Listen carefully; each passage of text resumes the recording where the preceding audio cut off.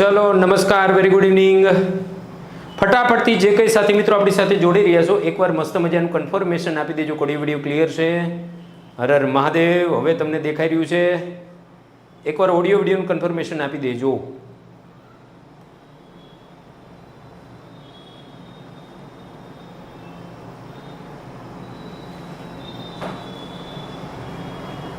ચલો એકવાર મસ્ત મજાનું કન્ફર્મેશન આપી દેજો. કોડી વિડીયો ક્લિયર છે? અવાજ તમારા સુધી પહોંચી રહ્યો છે? વિડીયો તમને દેખાઈ રહ્યો છે? હા, વેલકમ વેલકમ વેલકમ. કોમેન્ટ બધાની આવી રહી છે, બરાબર છે? એકદમ ઓકે છે? સરસ. Clear clear clear clear. Okay, very good. સરસ. જો આજના લેક્ચરોની અંદર આ જનરલ નોલેજનો પ્રથમ એવો લેક્ચર છે, પહેલો જ લેક્ચર છે જીકેનો. આની પહેલાં જીકેનો આપણે એક લાઈવ લેક્ચર લીધેલો નથી. આજે પહેલો જ લેક્ચર છે અને પહેલા લેક્ચરની અંદર તમને મનગમતો એક ટોપિક લઈને આપ્યા છે કે ભાઈ ગુજરાતની અંદર આવેલા મંદિરોની આપણે આજે વાત કરવી છે. તમે ઘણા બધા મંદિરોની અંદર ફર્યા પણ હશો, બરાબર? ઘણા બધા મંદિરો, તમે ગુજરાતમાં જ્યારે મંદિરોની વાત આવે ત્યારે તમને ઘણા મંદિરો ધ્યાને આવતા છે. સોમનાથનું મંદિર સાહેબ, દ્વારિકાનું મંદિર, બીજા તમે શામળાજીનું મંદિર, ડાકોરનું મંદિર, તમને ઘણા બધા મંદિરો ધ્યાને આવતા છે. અક્ષરધામ પણ ઘણા બધાને ધ્યાને આવ્યું છે ગાંધીનગરની અંદર. બધાની કોમેન્ટ આવી જ રહી છે, પણ કોમેન્ટ મારવાની કોઈ જરૂર નથી. લેક્ચર ભરો શાંતિથી, હે ને? કોમેન્ટ બોમેન્ટ મારવાની જ નથી. આપણે શાંતિથી લેક્ચર ભરવા ઉપર ધ્યાન આપો. હા, વેરી ગુડ. સરસ. કોઈનું નામ લેવાનું નથી અહીં કે મારું નામ લ્યો ને આનું નામ લ્યો ને, કોઈનું નામ લેવાનું નથી. લેક્ચર બેક્ચર ભરો શાંતિથી. હું કોમેન્ટ ઉપર તમારી જરાય ધ્યાન આપીશ નહીં. જે આપણે ટોપિકને ભણવાનો છે એને શાંતિથી ભણો. મસ્ત મજાની તમને ભયંકર મોજ આવવાની છે સાહેબ. ગુજરાતના મંદિરો વિશેની વાતચીત મારે તમારા સમક્ષ કરવી છે. ઘણા બધા મંદિરો, જે મહત્વના 2-3 મંદિરો છે, મંદિરો વિશેની માહિતી તમારા સમક્ષ મૂકવા માટે આવ્યા છે કે કેવી કેવી માહિતી મંદિરો વિશે આપણે યાદ રાખી શકીએ, અથવા તો મંદિરોમાં ક્યાં મંડપ કહેવાય, કઈ જગ્યાએ ગર્ભગૃહ કહેવાય, કઈ જગ્યાએ પ્રદક્ષિણા માર્ગ હોય, શિખર કોને કહેવાય, આમલક કોને કહેવાય. આવી સામાન્ય માહિતી આપણા સમક્ષ મંદિરે હોતી નથી. મંદિરે જાય એટલે એક જ આશા સાથે જાય છે કે પ્રસાદ ખવડાવો સાહેબ, બરાબર ને? હારો પ્રસાદ લાવો, લાડુડી લાવો પ્રસાદની અંદર, રેડી ને? આવું આપને ધ્યાને આવે છે ભાઈ. એટલે કંઈક ને કંઈક આપણે શું છે કે મંદિર વિશે માહિતી ચૂકી જતા હોય છે. રેડી? સરસ. ડબલ અવાજ. આ સારંગપુર હનુમાન દાદાનું મંદિર. મારું નામ છે ને વીકેન છે, VIKEN. રેડી? હવે કોઈ બીજી વાર પૂછતા નહીં મારા ભાઈ, હા ને? મસ્ત મજાનું લેક્ચર ઉપર ધ્યાન આપો. ઓકે, ચલો. આ જો પહેલા જ આપણે મંદિર વિશે થોડી ઘણી માહિતી, પહેલા આપણા રાજ્યની અંદર કેટલા કેટલા મંદિરો છે, કેવા મંદિરો છે, એની આપણે ચર્ચા કરીએ. નમસ્કાર વિદ્યાર્થી મિત્રો. આજે આપણે ગુજરાતના ભવ્ય મંદિરો વિશે વાત કરવાની છે. ગુજરાતના મંદિરોના પ્રદેશ તરીકે ઓળખવામાં આવે છે. આપણા રાજ્યની અંદર એટલા બધા મંદિરો છે સાહેબ કે એની કોઈ સીમા નથી. આપણે વારાફરતી ઘણા બધા મંદિરોની ચર્ચા કરીશું, જ્યાં દરેક મંદિર માત્ર પૂજાનું જ સ્થળ નહીં, પરંતુ આપણા ભવ્ય ઇતિહાસ, કલા, સંસ્કૃતિનો જીવન દસ્તાવેજ. અમુક મંદિરે જાઓ ને તો એની કલાકૃતિ જોઈ તમે એટલા બધા ચકિત થઈ જાઓ સાહેબ કે તમને થાય કે વાહ ભાઈ વાહ, મંદિર તો આ જ બનેલું છે. સોમનાથના મંદિરે જાઓ તમે, અહીંયા મોઢેરાના સૂર્ય મંદિરે જઈશો, એની કલાકૃતિ જોઈજો, એની આજુબાજુમાં જે ચિત્ર, જે તમે કોતરણી કામ જોશો ને તમે ચકિત થઈ જઈશું. આબુની અંદર જાઓ, પેલા દેલવાડાના દેરા, બરાબર છે ને? તમે આમાં મંત્રમુગ્ધ થઈ જાઓ જોઈને કે આવી કલા કારીગરી કરતા કેટલો સમય લાગ્યો છે સાહેબ. ને પથ્થરોની અંદર નાનું ચિત્રણ કામ. તો મંદિરો ખાલી પૂજાના સ્થળ તો છે, સાથે સાથે આપણો સાંસ્કૃતિક ઇતિહાસ પણ મંદિરો સાથે જોડાયેલો છે. તો કે ભયંકર સાહેબ, 1 કલાકના આપણે આજે વ્યાખ્યાન કરવાના છીએ તમારી સાથે મંદિરોનું. એમાં ગુજરાતના ઘણા બધા અગ્રણી મંદિરો તેમજ અગત્યની શૈલી, સાંસ્કૃતિક વારસા વિશે આપણે માહિતી લેવા જવાના છીએ. મજા આવવાની છે તમને. ભારતની ધાર્મિક અને સ્થાપત્ય પરંપરા મુજબ ગુજરાત સદીઓથી ધાર્મિક પ્રવૃત્તિનું ગઢ રહ્યું છે. આપણા રાજ્યની અંદર તમામ ધર્મના મંદિરો છે. જૈનના પણ સારામાં સારા મંદિરો છે, પાલિતાણા તમે જુઓ છો. હિન્દુ ધર્મના પણ સારામાં સારા મંદિરો, સોમનાથ, દ્વારિકા. બૌદ્ધ ધર્મના પણ ઘણી બધી જગ્યાએ તમને મઠ જોવા મળશે. મુસ્લિમ ધર્મની પણ દરગાહો ઘણી બધી જગ્યાએ તમને જોવા મળશે. તો સર્વધર્મ સમભાવ સાહેબ ભારત, અને એ ભારતની અંદર, ગુજરાતની અંદર તમામ ધર્મના તમને મંદિરો, મસ્જિદો બધું જોવા મળશે. અહીં જો શૈવ ધર્મના મંદિરો, વૈષ્ણવ ધર્મના મંદિરો, શાક્ય, જૈન, બૌદ્ધ, બધા ધર્મના આપને મંદિરો જોવા મળવાના છે. એકાદા મંદિર હમણાં જોઈએ, ચિત્ર તમે જુઓ એટલે તમને ઘણી બધી માહિતી મળશે. અલગ અલગ શૈલીના મંદિરો જોવા મળશે. મંદિરની બાંધકામની શૈલી અલગ અલગ હોઈ શકે છે, હે ને? હા, સોમનાથ ગયેલા છો, પાવાગઢ તમે ગયેલા હશો, સરસ. તો તમે ઘણા બધા મંદિરોને નજીકથી પણ જોઈ આવી છે. આપણે ચિત્ર જોશું એટલે તમને ઘણી બધી વસ્તુઓ જોવા મળશે. ચલો, આ મંદિર તમે જોઈ રહ્યા છો, આ પાછળ તમને જે ડિઝાઇનની અંદર જે મંદિર દેખાઈ રહ્યું છે સાહેબ, આ મંદિરની જો તમે વિઝિટ કરી હોય, ક્યાંય તમને પ્રવાસની અંદર લઈ ગયો તો મંદિર જોતા જ તમે કહી દેશો કે સાહેબ આ મંદિર મોઢેરાનું સૂર્ય મંદિર છે ભાઈ, હા ને?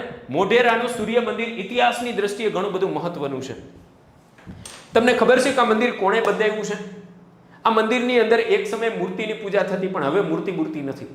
એક સમય એવી લોકવાયકા હતી કે સૂર્યમાંથી જે પહેલું કિરણ પડે છે એ પહેલા આગળ જે કુંડ બનાવેલો છે આ કુંડની અંદર પડે અને કુંડમાંથી રિફ્લેક્ટ થઈ અને અહીંયા મણી હતી, આ મણીની ઉપર જેવું સૂર્યનું કિરણ પડે એટલે આખો જે ગર્ભગૃહ છે જેની અંદર મૂર્તિ મૂકેલી હોય, મૂર્તિ આખી પ્રકાશિત થઈ જતી છે ભયંકર રીતે, બરાબર ને? તો જબરજસ્ત કલાકૃતિનું આ મંદિર એટલે કે સાહેબ આપણું મોઢેરાનું સૂર્ય મંદિર. કોણે બંધાવ્યું છે? કેટલા વર્ષ પહેલા બન્યું છે? આ આખો ઇતિહાસ તમને ખબર હોવી જોઈએ. હા, તમે બધા જોયું જ હશે, પ્રવાસની અંદર ગયા જઈશું, અને પાવાગઢ ગયેલા છો ને? વેરી ગુડ, સરસ. પણ આ મંદિર છે આપણું મોઢેરાનું. કઈ જગ્યાએ આવેલું છે તો જોજો. મોઢેરાનું સૂર્ય મંદિર જે મહેસાણા જિલ્લાની અંદર આવેલું. મહેસાણા જિલ્લાથી છે કોઈ મારા ભાઈ બાણો? હા ને? મહેસાણા, સરસ. સોલંકી વંશના ભીમદેવ પ્રથમ, ભીમદેવ સોલંકીએ સાહેબ આ મોઢેરાનું સૂર્ય મંદિર વિકસાવ્યું છે 100%. તો કે ગુજરાતના સ્થાપત્યનો સૌથી ભવ્ય અને પ્રખ્યાત નમૂનો છે. નિર્માણ કઈ સાલમાં થયું? તો કે 1026-27 વર્ષની અંદર સોલંકી વંશના રાજા ભીમદેવ પહેલાએ નિર્માણ કર્યું છે. કોને નિર્માણ કર્યું છે? ભીમદેવ પહેલાએ. યાદ રાખજો, પરીક્ષામાં ક્યારેક આવે. સ્થાપત્ય શૈલી, આ બનાવવા માટે જે શૈલીનો ઉપયોગ કર્યો છે તમે જુઓ છો કે અહીંયા અલગ અલગ તમને સ્તંભો જોવા મળે છે, શિખર બીખર અલગ તૂટેલા જોવા મળે. મંદિરની આગળ તમને જે આખો કુંડ જોવા મળી રહ્યો છે, કુંડ, બરાબર છે? રેડી? તો કે આની સ્થાપત્ય શૈલી તો યાદ રાખજો મારું ગુર્જર શૈલીની અંદર બનેલી છે. મોટા ભાગે સોલંકી વંશની અંદર બનેલા મંદિરો બધાય મારું ગુર્જર શૈલીની, બધાયની એક જ પેટર્ન હતી. મંદિરની આગળ આવડો કુંડ હોય અને બધા એક જ હરખા લાગતા તમને મંદિરો જોવા મળે. શરૂઆતમાં સોમનાથના મંદિરની આગળ પણ નાનો એવો કુંડ હતો, જે કુંડને પાછળથી રિનોવેશન દરમિયાન ખત્મ કરી નાખ્યો. સોલંકી વંશની અંદર રાજાઓએ જે કંઈ સાહેબ મંદિરો બનાવતા એની પેટર્ન એક જ હરખી હતી, તમને એની ડિઝાઇન એક જ હરખી જોવા મળે.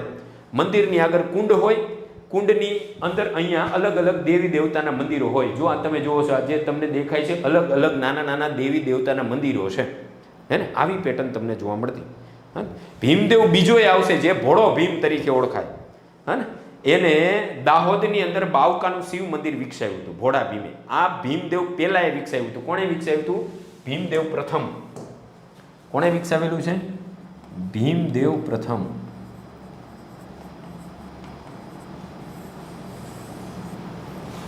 કોણે વિકસાવેલું છે ભાઈ? ભીમદેવ પ્રથમે. આ ભીમદેવને ભીમ બાણાવળી તરીકે ઓળખતા.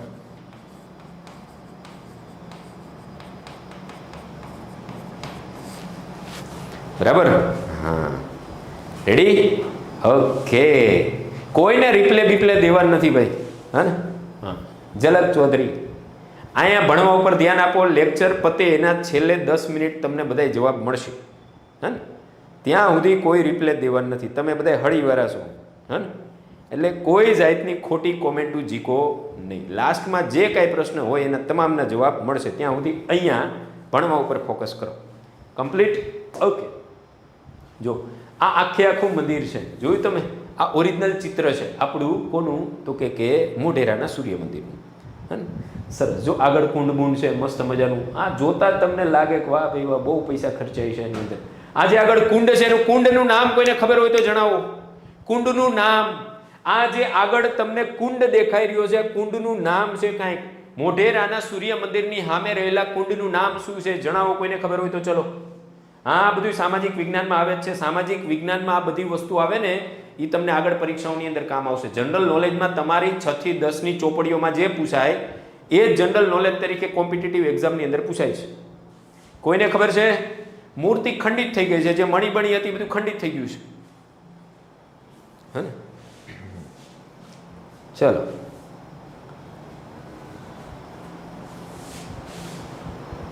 કોઈને ખબર છે આ કુંડનું નામ શું છે? આગળ જે કુંડ આવ્યો છે એનું નામ કમળ કુંડ નથી ભાઈ. વેરી ગુડ હેતવીબેન, એનું નામ છે રામકુંડ. શું નામ છે? રામકુંડ. કેવો કુંડ છે? રામકુંડ. હે ને? કેવો કુંડ છે? રામકુંડ. યાદ રાખજો, સૂર્યકુંડ નહીં.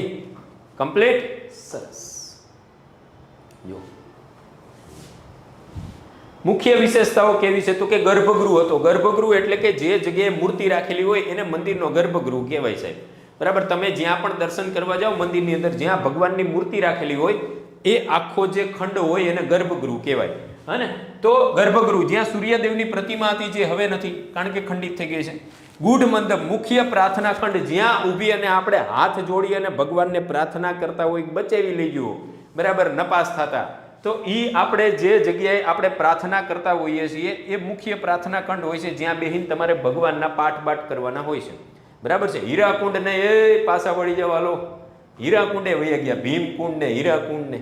ચલ, સભા મંડપ, રંગ મંડપ, જે જગ્યાએ આ તમને મોટા મોટા થાંભલા દેખાઈ રહ્યા છે આ સભા મંડપ કહેવાય છે. બરાબર. જ્યાં ડંકો બંકો ટીંગાડ્યો હોય છે ને આપણે ધણાંગ દઈને ડંકો વગાડી. તો વિશાળ અને સ્તંભોથી સુશોભિત ખંડ, જ્યાં નૃત્યો અને સભાઓ યોજાતી હતી પહેલા. બરાબર. આ આખો તમે જુઓ છો કે અહીંયા સભા અને ઘણીવાર નૃત્યો બુત્યો પણ કરવામાં આવતા. નૃત્ય થાય એટલે પછી આખું ગામ ત્યાં જોવા આવતું. એ આખો સભા મંડપ તરીકે ઓળખાય. રામકુંડ. બરાબર. સૂર્યની સામે આવેલો વિશાળ કુંડ, જેમાં 108 નાના એવા મંદિરો હતા, જેનું નામ છે રામકુંડ. શું હતું? રામકુંડ. Very good. સરસ. સુપર. જોરદાર. હે ને? ઓકે. સરસ. ચલો,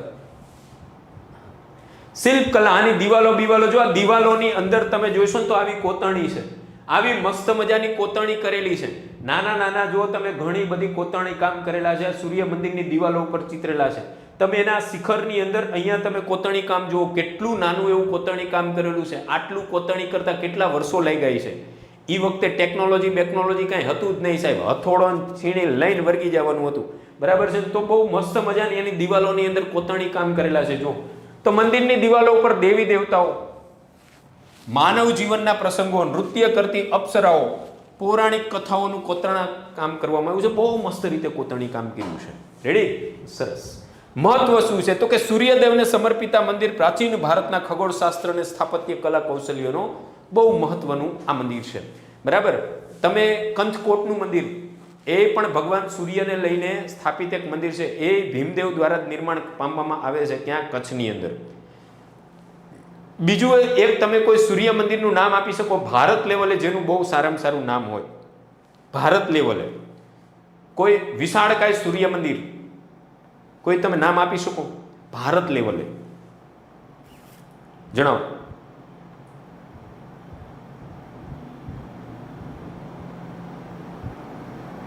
કોઈ એક રાજ્યની અંદર બહુ મોટું સૂર્ય મંદિર આવેલું છે.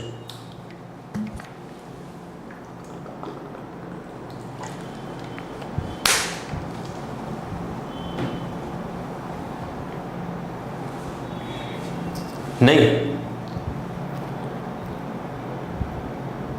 Very good. સરસ વૈકુંઠભાઈ. કોણાર્કનું સૂર્ય મંદિર તમે નામ આપ્યું છે. કોણાર્ક, ઓરિસ્સાની અંદર આવેલું આ કોણાર્કનું સૂર્ય મંદિર આખા ભારતની અંદર બહુ ફેમસ છે. Very good. સરસ. કોણાર્કનું સૂર્ય મંદિર. હે ને? એવી જ રીતના આપણા ગુજરાતની અંદર 2 સૂર્ય મંદિરો ફેમસ છે. એક આ મોઢેરાનું સૂર્ય મંદિર અને કચ્છની અંદર છે કંથકોટનું, જે કોટાઈ ખાતે સૂર્ય મંદિર કચ્છની અંદર આવેલું છે. અને પણ આખા ભારતની અંદર કોઈ સૂર્ય મંદિર ફેમસ હોય તો એ કોણાર્કનું સૂર્ય મંદિર છે, ઓરિસ્સા. Very good. સરસ. જબરજસ્ત. ચલો, આ મંદિર કયું છે? તો કે નામ વાંચીને ખબર પડી ગઈ સાહેબ. આ મંદિર એટલે સોમનાથના મંદિરની વાત છે. આપણું પ્રથમ જ્યોતિર્લિંગની વાત છે. આપણા ભારતની અંદર કેટલા જ્યોતિર્લિંગો આવ્યા છે આનો જવાબ પહેલા મને આપો, પછી આપણે પ્રથમ જ્યોતિર્લિંગ સોમનાથની ચર્ચા કરવી છે. આ મંદિર કેવી રીતના બન્યું છે, કેમ આ મંદિરનું નામ સોમનાથ રાખવામાં આવ્યું છે, બધી ચર્ચા મારે તમારા સમક્ષ કરવી છે. કોઈ કહેશે કે ભારતની અંદર કેટલા જ્યોતિર્લિંગો છે? હા, એ કોણાર્ક બરાબર છે, આવી ગયું છે. ભારતમાં કેટલા જ્યોતિર્લિંગો આવેલા છે? ભારતમાં જ્યોતિર્લિંગની સંખ્યા કેટલી છે? આ ઈ નામ નથી આપવા મારે, કેટલા છે એ કરો. વેરી ગુડ, સરસ. 12 જેટલા જ્યોતિર્લિંગો આખા ભારતની અંદર આવેલા છે સાહેબ. અલગ અલગ અલગ રાજ્યોની અંદર જ્યોતિર્લિંગોની સંખ્યા અલગ અલગ છે. આપણા ગુજરાતની અંદર 2 જ્યોતિર્લિંગો છે, એક સોમનાથ અને એક નાગેશ્વર દ્વારિકાની અંદર. આખા ભારતની અંદર ટોટલ 12 જેટલા જ્યોતિર્લિંગો આવેલા છે. અને એમાંનું પ્રથમ જ્યોતિર્લિંગ હોય તો આપણું સોમનાથનું મંદિર છે સાહેબ. અને સોમનાથ શા માટે કહેવાય છે આ મંદિરને? એવું કહેવાય છે કે ચંદ્ર એ સાહેબ પોતાની રાજા દક્ષની 27 દીકરીઓ સાથે લગ્ન કર્યા હતા. 27 બહેનો સાથે લગ્ન કરવાનું રિસ્ક ભગવાન ચંદ્રએ લીધું હતું. 27 બહેનો સાથે 27 બહેનો હારે લગ્ન કર્યા, પણ એમાંથી 2-3 રાણીઓ ચંદ્રને ગમતી, રોહિણી નાતે 2-3 જ રાણીઓ. તો 2-3 રાણીઓ હારે જ સારો વ્યવહાર કરે, બીજી રાણીઓને બોલાવે નહીં. બીજી રાણીઓએ જઈને ફરિયાદ કરી પોતાના બાપુજી રાજા દક્ષને કે આ ચંદ્ર તો આવું કરે, અમને બોલાવતા નહીં. 2-3 રાણીઓ ગમે એની હારે જ બોલાવે, એની હારે જ વાતચીત કરે. ફરિયાદ થઈ તો રાજા દક્ષે સાહેબ એને શું આપ્યું? તો કે એને જે ચંદ્રને પોતાનું મુખડાનું એવું કહેવાય છે કે રાજા દક્ષે એને કીધું કે ભાઈ તને ચંદ્ર, તને શેનો આટલો બધો ફાંકો છે ભાઈ? હા, તારા રૂપનો છે. હા, જા, તારા મુખડાની અંદર ડાઘ પડી ગઈ છે. જા, તને જે તારી સુંદરતાનો આટલો બધો અહમ છે ને, એ અહમ તૂટી જશે. જા. ત્યારે શ્રાપ આપી દીધો મોટા ભાઈ. હા, 13 નથી 12 છે ભાઈ. શ્રાપ આપી દીધો. હવે ચંદ્ર મુંજાણા કા ડાઘ કોણ દૂર કરી શકે? બધાય ભગવાન પાસે ફરી લીધું, એક જ જવાબ મળ્યો, ભોલેનાથ સિવાય કોઈ ડાઘ દૂર ન કરી શકે ભાઈ. હે ને? આ શ્રાપને દૂર કરવા માટે ભોલેનાથને પ્રસન્ન કરવા પડે. અને પછી સોમ એટલે ચંદ્ર દરિયાકાંઠે બેહી અને ભોલેનાથની ઉપાસના કરે છે ને ભગવાન રેતીનું શિવલિંગ બનાવી અને ભગવાન ભોલેનાથની ઉપાસના કરે છે ને ભોલેનાથ પ્રસન્ન થાય છે સાહેબ. અને એ રેતીનું બનેલું શિવલિંગ, સોમ દ્વારા બનેલું શિવલિંગ, સોમ એટલે ચંદ્ર, એ સોમ દ્વારા બનેલું શિવલિંગ, અને ત્યાં જે પ્રથમ જ્યોતિર્લિંગની સ્થાપના થાય છે એને આપણે બધાય સોમનાથ તરીકે ઓળખીએ છીએ. અરબ સાગરના કાંઠે આવેલું ગીર સોમનાથ જિલ્લાની અંદર, ગીર અને સોમનાથ જિલ્લાનું નામ જ એક પડ્યું છે. ગીરનું જંગલ અને સોમનાથનું મંદિર બે જે વિસ્તારમાં આવી જાય એને ગીર સોમનાથ જિલ્લો કહેવાય. બરાબર છે ને? તો આવું પ્રથમ જ્યોતિર્લિંગ આપણું સોમનાથની અંદર વિકસેલું છે.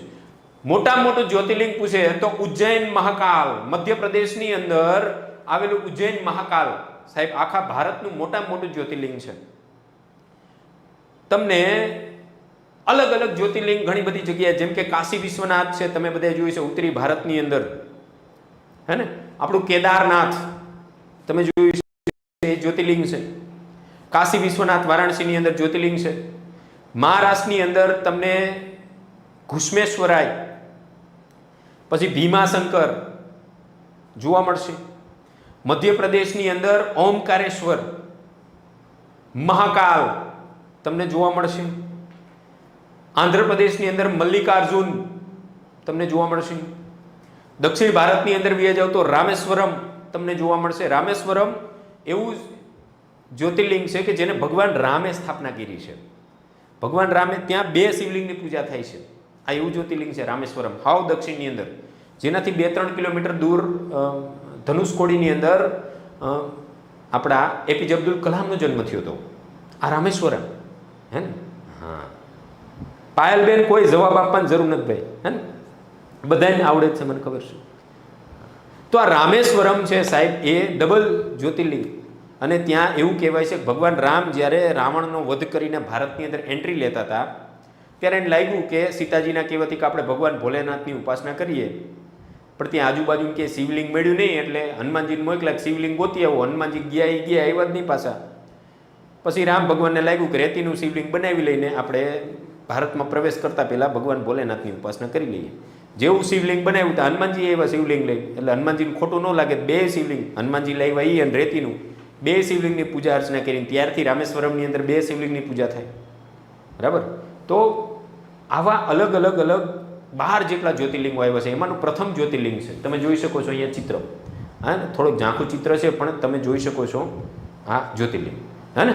એકદમ પરફેક્ટ રીતે. તો સોમનાથ સાહેબ, સોમનાથની વાત જ નથી થઈ. પેલું મંદિર ચંદ્ર દ્વારા બન્યું, પણ આગળ જઈને એવું કહેવાય છે કે જે અંતિમ અત્યારે જે આપણે મંદિર જોઈ રહ્યા છીએ પથ્થરનું મંદિર, એ ભીમદેવ સોલંકી પહેલા એ જ બનાવ્યું છે. જેને મોઢેરાનું સૂર્ય મંદિર બનાવ્યું હતું એને જ આ સોમનાથનું મંદિર પથ્થરનું બનાવ્યું છે. આપણે જે અત્યારે જોઈ રહ્યા છીએ એ શિવ મંદિર. બરાબર, જોઈ લઈએ એની ખાસિયતો કેવી કેવી છે, શું છે આ મંદિર વિશે અલગ અલગ વસ્તુઓ.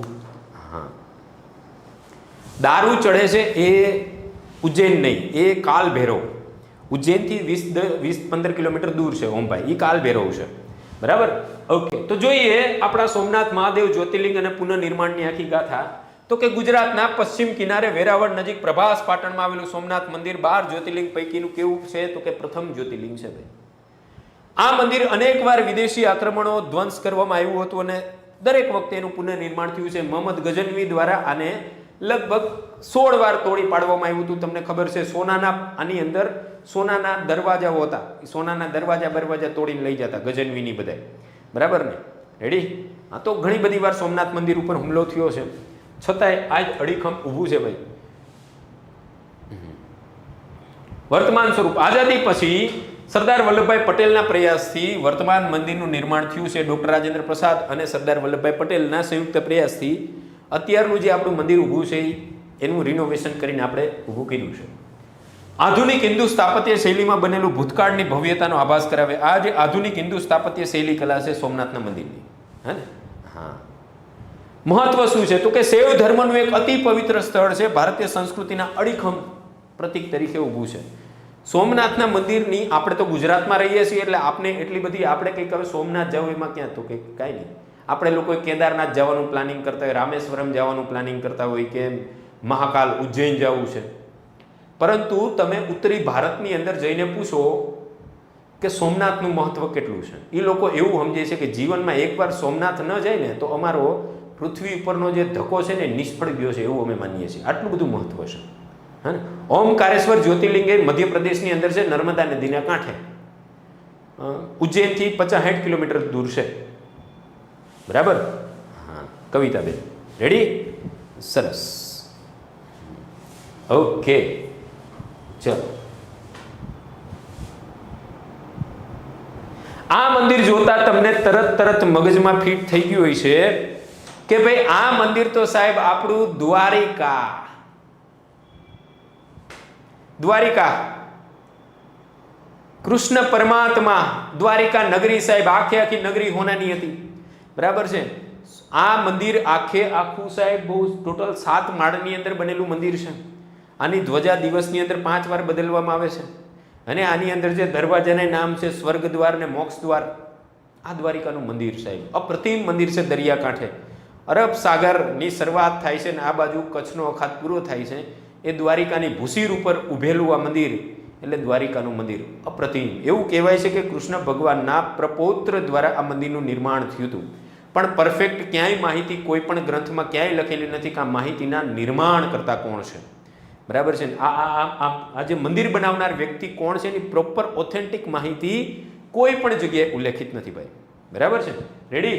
તો કે હા, જોઈએ તો કે દેવભૂમિ દ્વારકામાં આવેલું દ્વારકાધીશ મંદિર ભગવાન કૃષ્ણને સમર્પિત છે. જે 4 ધામ પૈકીનું એક છે. ભારતની અંદર 4 ધામની યાત્રા તમે સાંભળી છે. 4 ધામ. હા,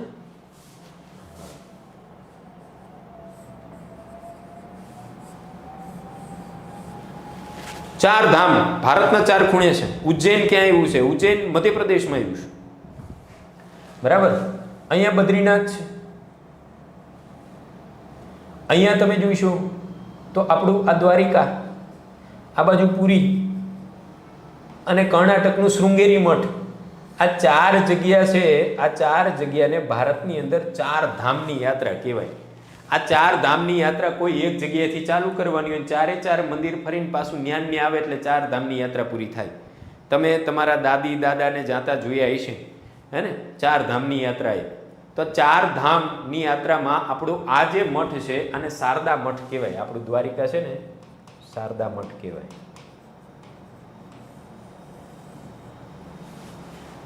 બરાબર? રેડી? ઓકે, ચલો કમ્પ્લીટ. હરિદ્વાર નહીં, આની અંદર 4 ધામ એટલે 4 મઠ આવે, જે શંકરાચાર્ય દ્વારા આખા ભારતની અંદર ચાલીને સ્થાપેલા મઠ હતા. 4 મઠ ઉપર શંકરાચાર્ય આખા ભારતમાં ચાલ્યા, હાલીને સ્થાપેલા છે આ મઠ, હે ને. જ્યોતિર્મઠ ને શારદા મઠ. ઈ નહીં ભાઈ, હરિદ્વાર, બદ્રીનાથ, કેદારનાથ, દ્વારકા ન આવે આની અંદર, હે ને. ચલો, 4 ધામની યાત્રામાં આપણો શારદા મઠ આવે, જ્યોતિર્મઠ આવે, શૃંગેરી મઠ આવે, બરાબર, અને ગોવર્ધન મઠ આવે. અહીંયા આ પુરી, ભુવનેશ્વર પાસે પુરી, બરાબર, ભગવાન જગન્નાથ પુરી, ઈ મંદિર 4 ધામની યાત્રાની અંદર આવે. રેડી? તમને ખબર? રેડી? ઓકે. તો 4 ધામની યાત્રા પૈકીનું એક સ્થળ છે. ઇતિહાસ, પૌરાણિક માન્યતા અનુસાર આ મંદિર 2500 વર્ષ જૂનું છે. વર્તમાન મંદિર 15મી 16મી સદીની અંદર આ બન્યું હોય એવું મનાવવામાં આવે છે. આમ તો મંદિર 2500 વર્ષ જૂનું છે, ભગવાન શ્રી કૃષ્ણની નગરી છે એટલા માટે. ચલો, ધ્વજા. આની અંદર ટોટલ આખા દિવસમાં 2 વાર નહીં, કેટલી વાર? ટોટલ 5 વાર ધ્વજા બદલવામાં આવે છે. 5 વાર આખા દિવસ દરમિયાન. ઉપર જે મંદિરની તમે ધજા જોવો છો એ ધજાને ટોટલ 5 વાર બદલવામાં આવે છે, બરાબર. કારગિલ વોર વખતે એવું કહેવાય છે કે કારગિલ વોર વખતે લગભગ, હું તારીખ ન ભૂલતો હોય તો 10મી સપ્ટેમ્બરના દિવસે આ મંદિર ઉપર બોમ્બના ગોળા ફેંકવામાં આવ્યા હતા. કારગિલ વોર વખતે એક પણ ગોળો છે ને ફૂટ્યો નહોતો, સુરસુરિયા થઈ ગયા હતા. એટલે વિજય ઉત્સવ આ મંદિર દ્વારા ઉજવવામાં આવે છે. મંદિર પરિષદમાં જેટલા ગોળા પડ્યા ને એકેય ફૂટ્યા નહીં, બધાને સુરસુરિયા થઈ ગયા હતા, હે ને. હા, ચલો, રેડી? ઓકે. તો એકદમ સાહેબ, આની ધ્વજા પણ મહત્વની છે. ધ્વજા દિવસમાં ટોટલ 5 વાર બદલવામાં આવે છે. આ મંદિરની આગળ તમે જાઓ તો આ તમે જે ચિત્ર જોઈ રહ્યા છો, આ ચિત્ર, આ જગ્યાએ ઘણા બધા લોકો તમને સ્નાન કરતા જોવા મળશે. ઘણા બધા લોકો અહીંયા નાતા જોવા મળશે, બરાબર. આ ઘાટ છે ને, આ ઘાટનું નામ છે ગોમતી ઘાટ. શું નામ છે? ગોમતી ઘાટ. કારણ કે આખું દ્વારિકા ગોમતી નદીના કિનારે છે. કેના કિનારે છે? મંદિરની બાજુમાં તમે જે ઘાટ જોવો છો, જે નદી આવીને દરિયાને મળવા જાય છે, ગોમતી નદી છે. કઈ નદી છે? ગોમતી. એકદમ ગોમતી ઘાટની અંદર લોકો પોતે સ્નાન કરતા તમને જોવા મળશે જ્યારે તમે દ્વારિકા ગયા હશો ત્યારે, હે ને. સરસ, વેરી ગુડ. તો ગોમતી ઘાટ, મંદિરની નજીક પવિત્ર ગોમતી નદી સમુદ્રને મળે છે, જ્યાં ભક્તો સ્નાન કરે છે. તો ગોમતી નદી વિશે તમને ખબર હોવી જોઈએ જ્યારે દ્વારિકાના મંદિર વિશે તમે ધ્યાનથી જુઓ છો ત્યારે, હે ને. આ કૃષ્ણ ભગવાનની જે સમુદ્રમાં દ્વારિકા ડૂબી ગઈ હતી, એ દ્વારિકા એટલે આપણું બેટ દ્વારકા. તમે દ્વારકા પછી જ્યારે બેટ દ્વારકાની મુલાકાતે જાઓ છો, ત્યાં કૃષ્ણ ભગવાનના મહેલો બહેલો નતા, ઈ દ્વારિકા આખી દરિયામાં ડૂબી ગઈ હતી એવું માનવામાં આવે છે પુરાણોના આધારે. કોઈ તથ્ય નથી, પણ પુરાણોના આધારે એવું માનવામાં આવે છે કે જે બેટ દ્વારિકા છે એ જગ્યાએ કૃષ્ણ ભગવાનની આપણી બધા મહેલો એ બધી વસ્તુઓ હતી જે ડૂબી ગઈ હતી. હા, 52 ગજ એટલે, ગજ એટલે કે એની પહોળાઈ એટલી હોય છે, બરાબર છે ને. ગજ એક માપ છે, 52 ગજ લાંબી ધ્વજા હોય છે. કમ્પ્લીટ. મહત્વ તો કે વૈષ્ણવ ધર્મનું કેન્દ્ર, ભગવાન શ્રી કૃષ્ણની કર્મભૂમિ છે. બહુ ઘણું બધું મહત્વ છે. ચલો, આ મંદિર કહી દો ક્યાંનું છે. હવે જોઈને નામ લખી નાખ્યું એટલે તમને ખબર જ પડી જશે. ચલો, તો કે સાહેબ જૈન ધર્મનું પવિત્ર સ્થળ એટલે પાલીતાણા. કેટલા લોકો પાલીતાણા ગયા છે? પાલીતાણા.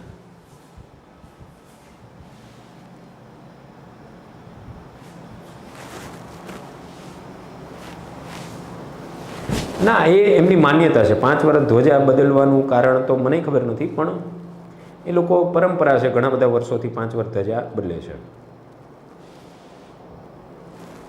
રેડી ને?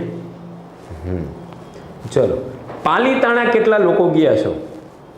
પાલીતાણાની અંદર એવું મનાય છે કે પાલીતાણા જૈન ધર્મનું એટલું બધું પવિત્ર સ્થળ છે, આદિનાથ ઋષભદેવનું સ્થળ છે.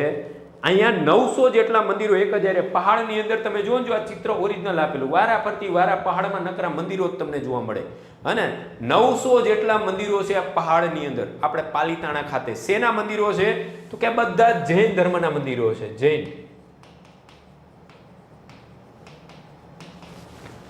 શેના મંદિરો છે? જૈન ધર્મના, બરાબર.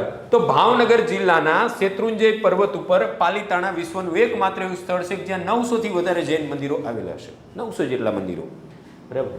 સ્થાપત્ય તો કે મોટા ભાગે નાગર શૈલીની અંદર મંદિરો બનેલા છે. મોટા ભાગના મંદિરો ઉત્તર ભારતીય નાગરા શૈલીની અંદર. ઉત્તર ભારતની શૈલી હંમેશા નાગર શૈલી તરીકે ઓળખાય. ભારત હોય ને, ભારતના ઉત્તર ભારતમાં જેટલા મંદિરો બનેલા છે ને ઉત્તર ભારતમાં, એ બધા નાગર શૈલીમાં મોટા ભાગે બનેલા છે. દક્ષિણ ભારતના મંદિરો દ્રવિડિયન શૈલીમાં બનેલા છે, જેમાં ગોપુરમ હોય, અને વચ્ચે મધ્ય ભારતની અંદર વેસર શૈલી છે, અથવા તો બેસર શૈલી તરીકે ઓળખાય. હે ને, રેડી જી. પાલીતાણા ક્યાં આવ્યું? ભાવનગર જિલ્લાની અંદર આવ્યું છે. કૃતિક મારા ભાઈ. હા, સરસ.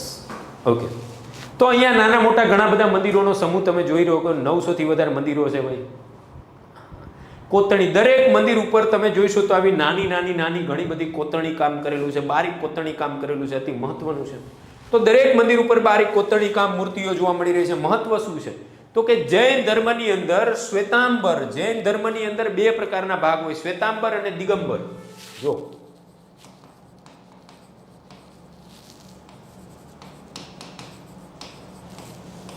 શ્વેતાંબર એટલે કેવા ખબર? જે સફેદ કપડા ધારણ કરે.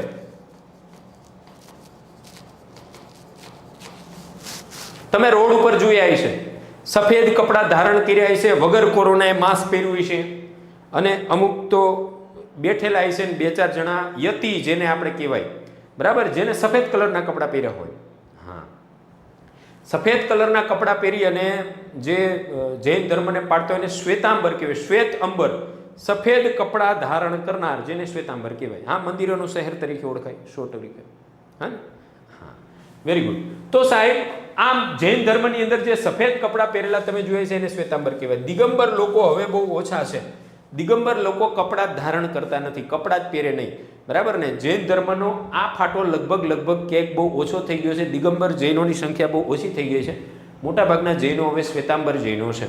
શ્વેતાંબરમાં ફાટા પડી ગયા. દેરાવાસક ને સ્થાનકવાસી, બરાબર છે. દેરાવાસી દેરાસરમાં જાય, પણ સ્થાનકવાસી 10 દિશાઓની પૂજા કરે, દેરાસરની અંદર જાય નહીં, બરાબર ને. તો આ જે પાલીતાણા છે મોટા ભાગે શ્વેતાંબર લોકોનું સંપ્રદાય, શ્વેતાંબર જૈનનું સંપ્રદાય છે. સૌથી મોટું તીર્થ સ્થળ ગણી શકો આખા ગુજરાતની અંદર. અને જૈન તીર્થંકરો નિર્વાણ પ્રાપ્ત કર્યું. મોટા ભાગના જૈન તીર્થંકરો અહીંયા આવી અને મૃત્યુ પામ્યા હતા. મોટા ભાગના જૈન તીર્થંકરોની સમાધિ તમને અહીંયા જોવા મળશે. હે ને. હા, આ પાલીતાણાની વિશેષતા કહી રહ્યો છું. ચલો, સમજાણું? ઓકે, અહીંયા 900 જેટલા મંદિર છે. કોણે બંધાવ્યા, ક્યાં માહિતી લેવા જેવી. અને ચાલ,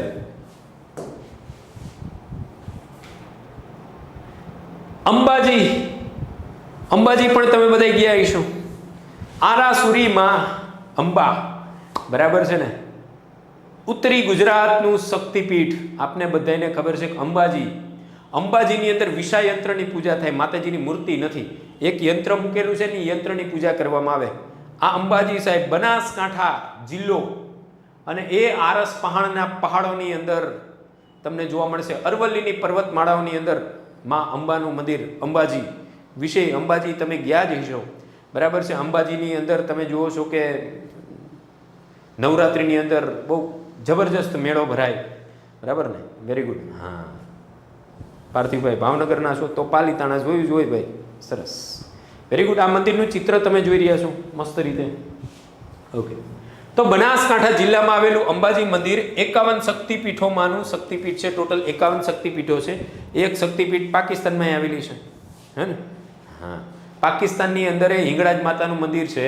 એ સિંધ પ્રાંતની અંદર એ ક્યાંક આપણી શક્તિપીઠ જ છે, હે ને.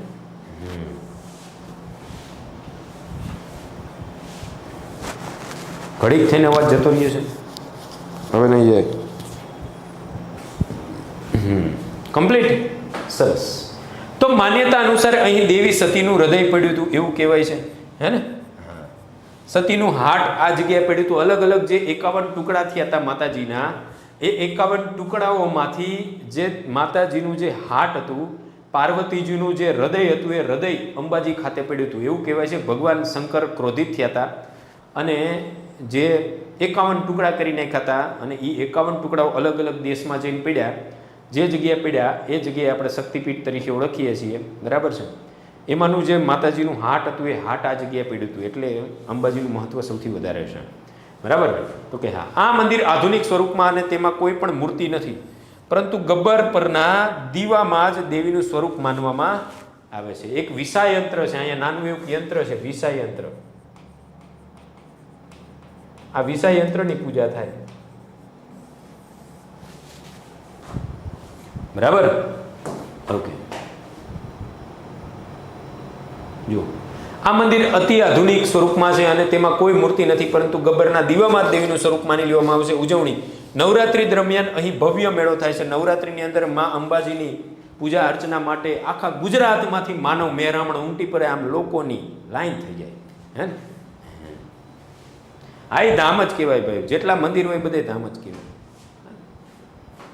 બીજા ઘણા બધા અન્ય મહત્વના ઘણા બધા મંદિરો છે. આપણે બધા મંદિરો વિશે માહિતી નહીં લઈએ.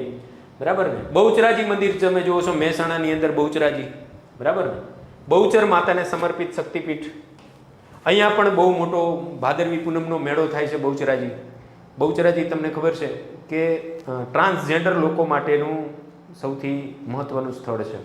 બરાબર? ચોલ ક્રિયા માટેનું સૌથી ફેમસ સ્થળ છે આખા ગુજરાતની અંદર. ચોલ ક્રિયા,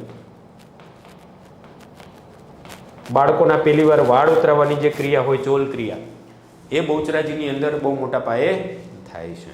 રેડી? Very good. જો કાલકા માતાનું મંદિર પાવાગઢ દેખાઈ રહ્યું છે ને તમને મસ્ત રીતે, તો કે શક્તિપીઠ, UNESCO world heritage site, Champaner.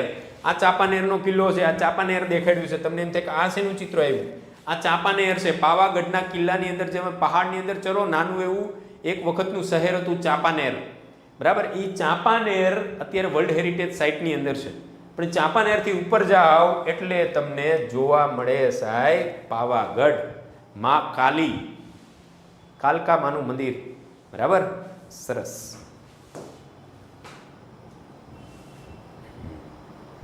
Akshardham તમે બધા ગયા જશો. ગાંધીનગરની અંદર અક્ષરધામ બહુ મોટા પાયે સારું એવું મંદિર, અંદર શોભો તમને દેખાડે. ઘણીવાર પ્રવાસની અંદર લઈ ગયા છે અક્ષરધામ જોવા માટે. અક્ષરધામ ઉપર હુમલો થયો તો એકવાર આતંકવાદીનો. બરાબર ને? સેક્ટર 30ની અંદર ગાંધીનગરમાં આવેલું છે ભાઈ. જો આવી રીતના અલગ અલગ મંદિરના આપણે ભાગ દેખાડ્યા છે કે મંદિરમાં કોને શું કહેવાય. રેડી? જો આ શરૂઆતની અંદર તમે મંદિરની અંદર એન્ટર થાવ એટલે અર્ધ મંડપ કહેવાય. અર્ધ મંડપ કહેવાય. આને પૂરેપૂરો મંડપ કહેવાય. આ મહામંડપ કહેવાય. આવી રીતના 3 શિખરો બનેલા હોય તો આને અર્ધ મંડપ, આ મધ્ય મંડપ કહેવાય, ખાલી મંડપ, અને આ મહામંડપ. હા ને? હા. પછી આ ઉરુ, નાના નાના અહીંયા શિખરો આવેલા હોય મંદિરની અંદર તમે જોયા છે, એને ઉરુ શ્રીંગ કહેવાય. મેન અહીંયા ઉપર હોય એને કળશ કહેવાય. કળશ જેની ઉપર બેઠેલું હોય એને આમલક કહેવાય. આ આખે આખું શિખર કહેવાય. જુઓ તમે. હા ને? અહીંયા પ્રદક્ષિણા પથ હોય મંદિરની અંદર ફરવા માટે. કમ્પ્લીટ મંદિર આખું જે પ્લેટફોર્મ પર ઊભું હોય એને જગતી કહેવાય. સમજાણું? તો આવી રીતના મંદિરના અલગ અલગ પાર્ટ હોય જે તમારે અત્યારે યાદ રાખવાની જરૂર નથી. હે ને? સરસ. ચલો, આ જો આખે આખું ચિત્ર તમને ડિટેલમાં દેખાઈ રહ્યું છે. આ જો મંદિરની અંદર અલગ અલગ સ્થાપત્ય કલા, આવી આવે કલાકૃતિઓ અલગ અલગ જગ્યાએ આપણે ઘણી બધી ચિત્રેલી છે, દેવી દેવતાઓની, અપ્સરાઓની. હા ને? જો ઘણા બધા કુંડ અને વાવ પણ આપણા મંદિરોના કાંઠે આવેલા છે, ઘણા બધા, જેની આગળ આપણે ઘણીવાર ચર્ચા કરીશું. રેડી? સરસ. જો આ તમને દેખાઈ રહી છે રાણકી વાવ. તો આવા ઘણા બધા વાવ અને સ્થાપત્ય કલાઓની દ્રષ્ટિએ આપણું ગુજરાત સૌથી ઉત્કૃષ્ટ રાજ્યોની સૂચિની અંદર આવે છે. રેડી? તો આજનો લેક્ચર એકદમ બેઝિક, તમારા મંદિરો વિશે તમને કેટલી માહિતી છે એના વિશેનો એકદમ બેઝિક લેક્ચર લઈને આવ્યા હતા. પહેલી જ વાર ઘણા બધા બાળકો આની અંદર 6ઠા 7મા ધોરણવાળા જોતા હોય તો એને ન પણ ખબર હોય, અને મારી જેમ હા ને ઉંમર વટાવી ગયેલા જોતા હોય તો કે આ તો આવડે છે બધું અમને. હે સરસ. એ કેટલી નગરી ડૂબી ગઈ ને હું ક્યાંય જોવા નથી ગયો મારા ભાઈ. હે ને? સરસ.